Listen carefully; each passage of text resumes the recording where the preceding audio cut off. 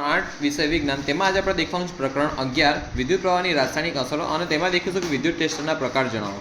તો કે વિદ્યુત ટેસ્ટરના 3 પ્રકાર છે. કયા કયા? ટોર્ચ બલ્બનું જે ટેસ્ટર આવે તે છે, LED tester, light emitting diode tester અને ઇલેક્ટ્રોમેગ્નેટિક ટેસ્ટર. ફેક્ટ છે યાદ રાખવાનો છે, torch bulb tester, LED tester, electromagnetic tester. પછી વિદ્યુત પ્રવાહ દ્વારા ઉત્પન્ન થઈ શકતી 3 અસરો જણાવો.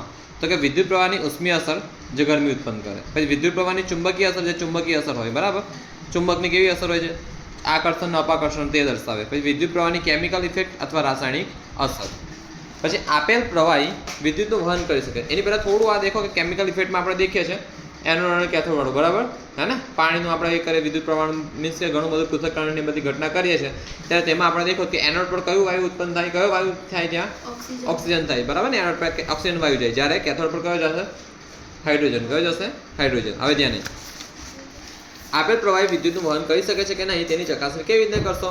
તો કે આપેલ પ્રવાહીને પાત્રમાં રાખી ઇલેક્ટ્રોમેગ્નેટિક ટેસ્ટરના ઉપયોગથી તે વિદ્યુતનું વહન કરશે કે નહીં તે જાણી શકાય છે. શું કરવાનું છે? આપેલ પ્રવાહીને પાત્રમાં રાખવાનું છે. પછી ઇલેક્ટ્રોમેગ્નેટિક ટેસ્ટરના ઉપયોગથી મીન્સ કે સિમ્પલ ભાષામાં તમારે ટેસ્ટર આવે તો તે વિદ્યુતનું વહન કરશે કે નહીં તે જાણી શકાય છે.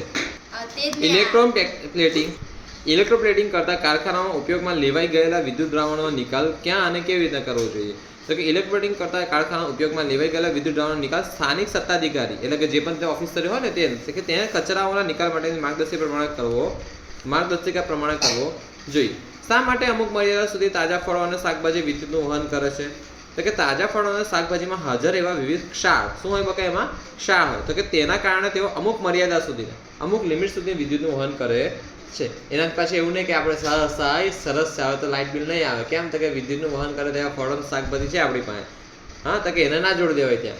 એટલું બધું તમને આખું ઘર ચાલે એટલી વીજળી આપે ના. એક સામાન્ય એકદમ નાનો આમ તો નાના ઓછા વોલ્ટનો ગોળો કદાચ સળગાવી શકે તમે ઘણી શાકભાજી ભેગી કરો ને તો. દરિયાનું પાણી અને તળનું પાણી બંનેમાંથી કોણ વધુ વિદ્યુતનું વાહક છે? શા માટે? તો કે દરિયાનું પાણી નળના પાણી કરતાં વધુ વિદ્યુતનું વાહક છે. કેમ? કારણ કે તેમાં ક્ષારની માત્રા વધુ હોય છે. શામાં? દરિયાના પાણીમાં. નળના પાણીમાં એટલું બધું ક્ષાર હોય નહીં. પછી નીચેની આકૃતિ ધ્યાનથી જોવાની. જો આ બટાકાના ટુકડા છે, પછી આ બેટરી જોડે એક બાર જો જે આપણે લાંબો છે સિમ્પલ છેડો, તો અહીંયા આગળ દેખો આ લાંબો છે, આ તેથી શું લાંબી દાણી શું દર્શાવે છે? ધનધ્રુવ. કઈ ધ્રુવ દર્શાવે છે? ધનધ્રુવ. આ ટૂંકી અને જાડી દેખાય છે તે દાણી કઈ ધ્રુવ દર્શાવે છે? ઋણ ધ્રુવ. કયો ધ્રુવ દર્શાવે છે? ઋણ ધ્રુવ. એટલું યાદ રાખજો બકા. આકૃતિ પરીક્ષામાં પૂછાય એમ. ધોરણ 7નું થોડું બેઝિક છે. ધોરણ 7માં આવતું આ વસ્તુ તમને. હવે ધોરણ 8માં બાકી સિમ્પલ આ પૂછાય નહીં, પણ તમે ધોરણ 10માં કામ લાગશે એટલે તમને કીધું, બરાબર. આ છે બટાકાના ટુકડા. હવે આ જો આ લાંબી લાંબી છે આ લાકડી અથવા દાંડી કહો તમે સીધી ભાષામાં, બરાબર. લાંબી લીટી અને પાતળી છે તે ધનધ્રુવ, જ્યારે જાડી અને ટૂંકી છે તે ઋણ ધ્રુવ દર્શાવે, બરાબર. તો કે આપેલ પરિપથને કયો વિદ્યુત પરિપથ સાચું અવલોકન દર્શાવે છે? તો સિમ્પલ ભાષામાં આકૃતિમાં આપેલ વિદ્યુત પરિપથ એ સાચું અવલોકન દર્શાવે છે. કેમ? તો કે અહીંયા આગળ સિમ્પલ ભાષામાં અહીંયા આગળ ધ્યાનથી દેખે ને તે દેખતા જ ખબર પડે છે કેમ કે એ સાચું અહીંયા આગળ દર્શાવશે, બરાબર. કેમ કે આ સાઈડ આપણે દેખવા જઈએ ને તો ધન ધ્રુવ આ સાઈડ આવશે, બરાબર. આ સાઈડ ઋણ આવશે. અમારે દેખો આમાં ઋણ પહેલાં ને આમાં ધન પછી, પહેલાં આ બધું ધન પછી ઋણ. હવે ધ્યાન, ઇલેક્ટ્રોમેગ્નેટિક ટેસ્ટર વડે બટાટાના એક ટુકડામાં વિદ્યુત પ્રવાહ થોડા સમય માટે પસાર કરતા એનોડની આસપાસ કયા રંગનો ડાઘ વિદ્યુત પ્રવાહની અસરના લીધે બનશે? તો કે ઇલેક્ટ્રોમેગ્નેટિક ટેસ્ટર વડે બટાટાના એક ટુકડામાં વિદ્યુત પ્રવાહ થોડા સમય માટે પસાર કરતા એનોડની આસપાસ લીલાશ પડતા ભૂરા રંગનો ડાઘ. કયું? લીલાશ પડતા ભૂરા રંગનો ડાઘ વિદ્યુત પ્રવાહની રાસાયણિક અસરને લીધે બનશે. કયો? તો કે લીલાશ પડતો ભૂરા રંગનો ડાઘ વિદ્યુત પ્રવાહની રાસાયણિક અસરના લીધે બનશે. ઇલેક્ટ્રોપ્લેટિંગ એટલે શું? તો કે વિદ્યુત વહન દ્વારા કોઈ પદાર્થ પર કોઈ જરૂરી ધાતુનું આવરણ ચડાવવાની પ્રક્રિયાને ઇલેક્ટ્રોપ્લેટિંગ કહેવાય છે. એટલે કે વિદ્યુતનું વહન કરાવવાનું છે અને એમાંથી કોઈ પદાર્થ છે અને એના પર કોઈ જરૂરી ધાતુનું આપણે આવરણ ચડાવવું, આ પ્રક્રિયાને શું કહેવાય? ઇલેક્ટ્રોપ્લેટિંગ.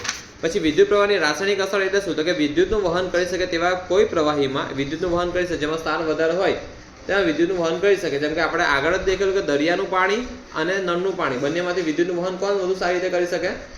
દરિયાનું પાણી. કેમ? તેમાં ક્ષાર વધારે હોય એટલા માટે. તો કે વિદ્યુતનું વહન કરી શકે તેવા કોઈ પ્રવાહીમાં વિદ્યુત પ્રવાહ પસાર થવાના કારણે રાસાયણિક પ્રક્રિયા થાય છે જેને વિદ્યુત પ્રવાહની કઈ અસર કહેવાય? રાસાયણિક અસર કહેવાય. પછી આપણે દેખીએ સુવાહક એટલે શું, તેના બે ઉદાહરણ આપો. તો કે આ સિમ્પલ છે કે જે પદાર્થ વિદ્યુત પ્રવાહનું વહન સરળતાથી કરે તેને સુવાહક કહેવાય છે વિદ્યુતનું. અને તેના ઉદાહરણ છે કોપર છે, એલ્યુમિનિયમ છે, લોખંડ છે વગેરે વગેરે. અવાહક એટલે શું? તેના બે ઉદાહરણ આપો. તો કે જે પદાર્થમાંથી વિદ્યુત પ્રવાહનું વહન થઈ શકતું નથી તેને અવાહક કહેવાય છે વિદ્યુતનું. તે ઉદાહરણ છે લાકડું છે, રબર છે. એ પાણી સિવાય વિદ્યુતનું વહન કરે છે તેવા બે પ્રવાહીના નામ આપો તો કે લીંબુનું શરબત અને વિનેગરનું દ્રાવણ. ભાઈ કેટલીક વાર આપેલ પ્રવાહી વિદ્યુતનું વહન કરે છે, પણ આ સિમ્પલ તમને સમજાવું બકા શું છે કે તમે લીંબુના શરબતના ઇલેક્ટ્રિક કરંટ નાખો તો તમને લીંબુનું શરબતને અડકો ના ખાલી તે અડકતા તમને કરંટ લાગશે, અને વિનેગરમાં પણ એવું જોઈએ. બરાબર. ભાઈ કેટલીક વાર આપેલ પ્રવાહી વિદ્યુતનું વહન કરે છે, પણ ટેસ્ટરનો ટોર્ક બલ્બ પ્રકાશિત થતો નથી. કેમ? તો કે ધ્યાન આપો. કેટલીક વાર આપેલ પ્રવાહી વિદ્યુતનું વહન કરે છે, પણ ટેસ્ટરમાંથી પસાર થતો પ્રવાહ નિર્બળ હોવાને લીધે તેનો ટોર્ચ બલ્બ પ્રકાશિત થતો નથી. નિર્બળ એટલે ખૂબ જ ઓછો. બરાબર છે. કે કેટલીક વાર આપેલ પ્રવાહી વિદ્યુતનું વહન કરે છે, પણ ટેસ્ટરમાંથી પસાર થતો પ્રવાહ નિર્બળ એટલે કે ખૂબ જ ઓછો હોવાને લીધે તેનો ટોર્ચ બલ્બ પ્રકાશિત થતો નથી. પછી આગળ દેખીએ. ચાલો, વિદ્યુત બલ્બનો કયો ભાગ પ્રકાશિત થતો હોય છે? તો કે ફિલામેન્ટ. કયો?